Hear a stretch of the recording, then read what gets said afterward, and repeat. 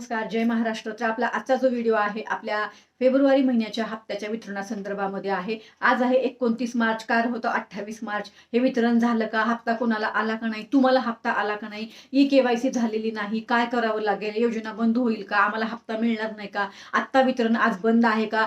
परत वितरण चालू होईल का? या सगळ्या विषयावर तुमच्या भरपूर मला कमेंट आलेल्या आहेत.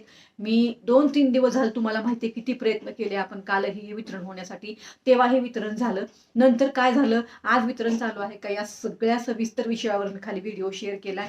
मला एकच सांगायचं आहे, त्या व्हिडिओमध्ये मी खूप बोललेली आहे या योजनेच्या अंतर्गत.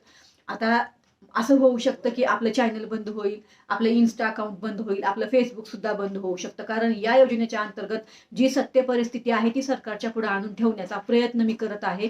कुठेही या योजनेला गालबोट लागू नये हा माझा एक प्रामाणिक प्रयत्न आहे, म्हणून मी तो व्हिडिओ शेअर केलाय. नक्कीच तो व्हिडिओ बघा आणि त्या व्हिडिओला शेअर करा. मला माहित नाही की माझ्यावर कुठली ऍक्शन घेतली जाईल आता, आणि मी सर्व तरी तयार आहे माझ्यावर जी काही ऍक्शन घेतील त्याला सामोरे जाण्यासाठी. त्यामुळं नक्कीच व्हिडिओ पहा आणि त्या व्हिडिओमध्ये कमेंट जरूर करा. धन्यवाद. जय हिंद, जय महाराष्ट्र.